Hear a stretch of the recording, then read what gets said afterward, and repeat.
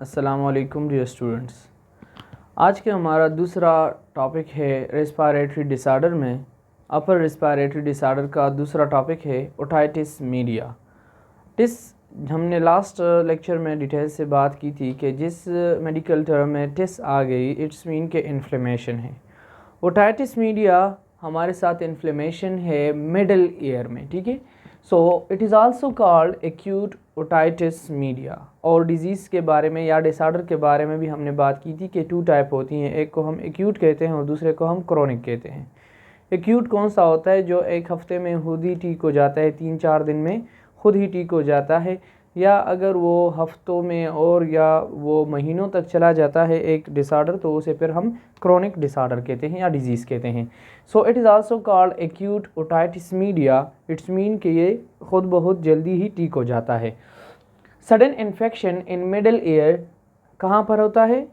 Middle ear में infection काज हो जाती है, सडनली होती है, और वहाँ पर जो हमारे साथ स्पेस है एयर ड्रम और इनर एयर के दरमियान एयर स्पेस है, ठीक है, वो फिल्ड हो जाता है। डेलिकेट्स बोन्स दे ट्रांसमिट साउंड, जहाँ पर बोन्स मौजूद होती हैं और उसकी वजह से उन बोन्स की वो जो एरिया है जो इनर एयर और एयर ड्रम के दरमियान है, जिसकी वजह से वहाँ साउंड प्रोडक्शन होती है, ठीक है।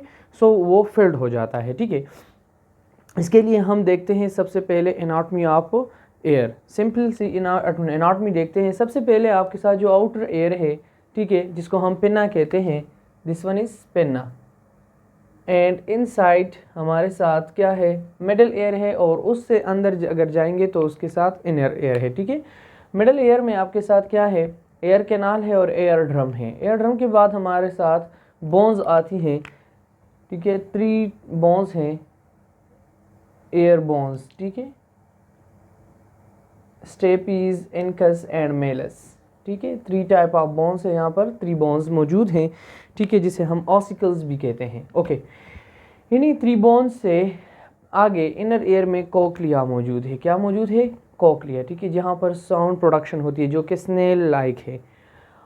यहाँ पर मैं ज़्यादा एनाटॉमी में नहीं जा रहा, क्योंकि एनाटॉमी के साथ हमारा कोई काम नहीं है। यहाँ पर हम सिर्फ ओटाइटिस मीडिया को समझते हैं कि कहाँ पर यह इन्फेक्शन काज होती है।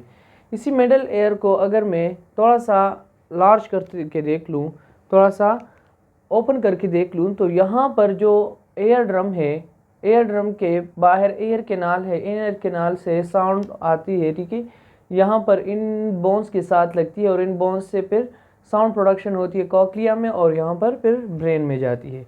इसी के साथ नीचे अगर हम देख लें तो यहाँ पर यूस्टिशियन ट्यूब मौजूद है, जिसे हम ऑडिटरी ट्यूब भी कहते हैं, जो कि आपके नेज़ल कैविटी में ओपन होता है, ठीक है। उसमें होता क्या है? यहाँ पर आपके साथ फ्लूइड मौजूद होता है, ठीक है, ऐसे नहीं होता, लेकिन जब ये इन्फेक्शन काज हो जाती है तो उसके साथ ही यहाँ पर फ्लूइड आ जाती है, और उस फ्लूइड की वजह से यहाँ पर यूस्टिशियन ट्यूब क्या हो जाती है? बंद हो जाती है, जिसकी वजह से ये ओटाइटिस मीडिया होती है, ठीक है। ओके, यूस्टिशियन ट्यूब क्या है हमारे साथ? Pair of narrow tubes. Pair क्यों है? क्योंकि आपके 2 कान हैं, तो इसलिए pair of narrow tubes that run from each middle ear to a high in a back of throat behind the nasal passageway। It's mean कि यहाँ पर आपके साथ नेजल पैसेजवे आ गई और थ्रोट में ये ओपन होती है, लेकिन इसकी ओपनिंग क्या है? नेजल पैसेजवे में भी है और थ्रोट में भी है। It regulate air pressure in middle air. यहाँ पर आपके साथ मिडल एयर में एयर प्रेशर क्या करता है? वो रेगुलेट करता है, क्योंकि आपके साथ जो साउंड प्रोडक्शन होती है वो भी इसी एयर के दबाव यानी प्रेशर की वजह से होती है। दूसरा इसका काम क्या है? It drain normal secretion from middle air. यहाँ मिडल एयर में जो सिक्रीशन होती है उसको भी यानी एज ए ड्राइनेज काम कर रहा है, ठीक है। चिल्ड्रन में क्या होता है? अगर आप ओटाइटिस मीडिया को देख लें तो ये बड़े बंद में इतना नहीं होता जितना ये चिल्ड्रन में कॉमनली होता है, ठीक है। जितने भी आप देख लें बच्चों के, वो उसके जो कान होते हैं वो यहाँ पर इस तरह से उसे येलोइश फ्लूइड निकल रहा होता है, ठीक है। ज़्यादातर जो सफाई वगैरह नहीं करते, जो यानी पुअर लोग होते हैं जो सफाई का ख्याल नहीं कर पाते, ठीक है, सो उनमें ये ज़्यादा होता है। In children the tube are more horizontal. अब ये क्या है हमारे साथ? वर्टिकली है। ये क्या है? बिल्कुल हॉरिजेंटल है, ठीक है, सीधा होता है। सो दैट्स वाई यहाँ पर ज़्यादा डिफ़िकल्टीज़ होती हैं। किसके लिए? ड्राइनेज के लिए। Doesn't function well. Eustachian tube में ये इन्फेक्शन कब काज होती है? जब ये अपना काम ठीक तरीके से कर नहीं पाती। कौन से काम? जो आपके साथ ड्रेनेज का काम है।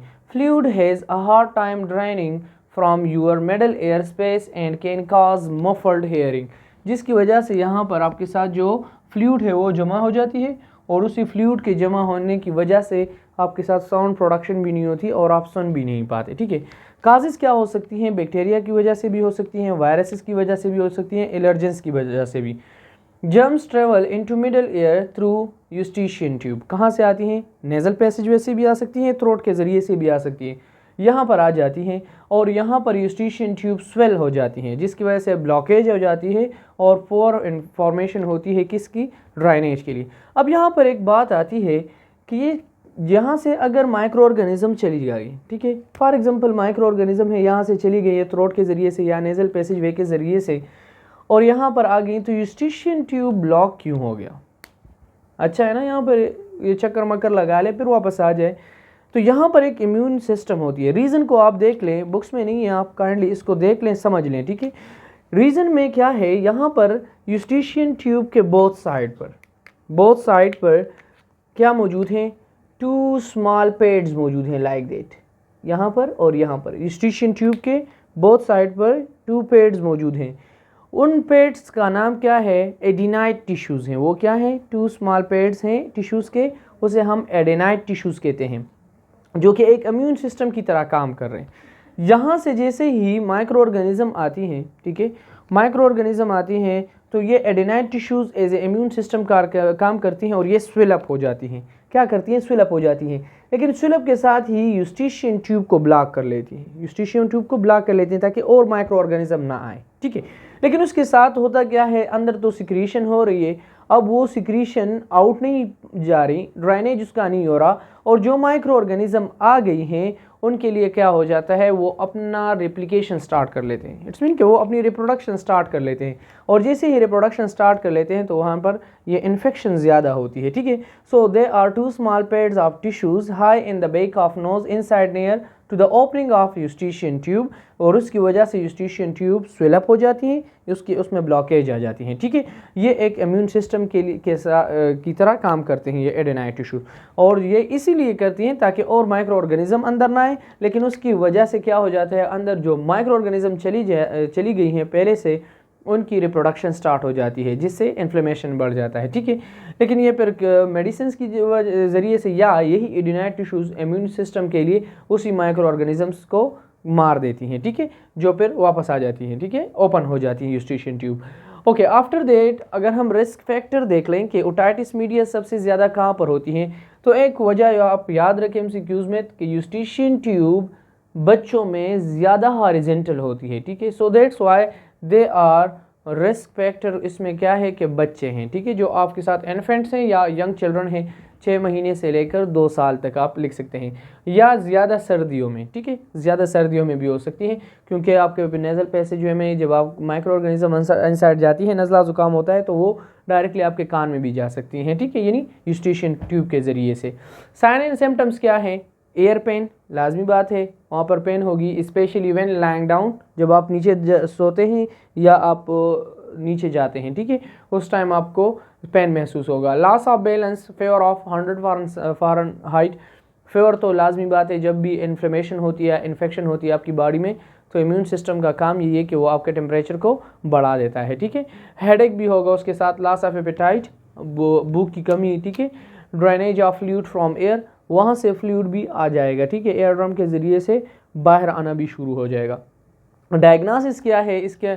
डॉक्टर्स किस तरह इसको डायग्नोस करते हैं, इसकी टेस्ट करते हैं या इसको समझते हैं? तो उसके लिए एक मेडिकल डिवाइस यूज़ होता है जिसे हम ऑटोस्कोप कहते हैं या उसको ऑरिस्कोप कहते हैं, जिसमें एक स्मॉल लेंस लगा हुआ होता है और आर्म लाइट के ज़रिए से, आर्म लाइट सोर्स के ज़रिए से lower power of magnifying lens होती है, जिसके ज़रिए से वो देख लेता है कि हाँ इसमें ओटाइटिस मीडिया यानी या इन्फ्लेमेशन काज हुई या नहीं। ट्रीटमेंट उसके लिए क्या है? एक तो फर्स्ट ऑफ ऑल हमने बात की थी कि ये एक्यूट ओटाइटिस मीडिया है, सो ये 2-3 दिन में खुद ही ठीक हो जाता है, 4-5 दिन में। ठीक नहीं हो पा रहा तो उसके लिए फिर एंटीबायोटिक यूज़ करते हैं किस केस में? सीवियर केस में, ठीक है, अगर ये ज़्यादा हो गया है।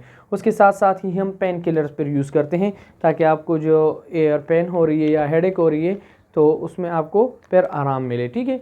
सो आज का टॉपिक हमारे साथ ओटाइटिस मीडिया पर था, जो कि एक सिंपल सा टॉपिक था, लेकिन आपने इस एनाटॉमी को यहाँ पर समझना है कि इस एनाटॉमी को समझने के बाद आपको बिल्कुल इसकी रीज़न का पता चल जाएगा कि यस इसकी वजह से होता है, ठीक है।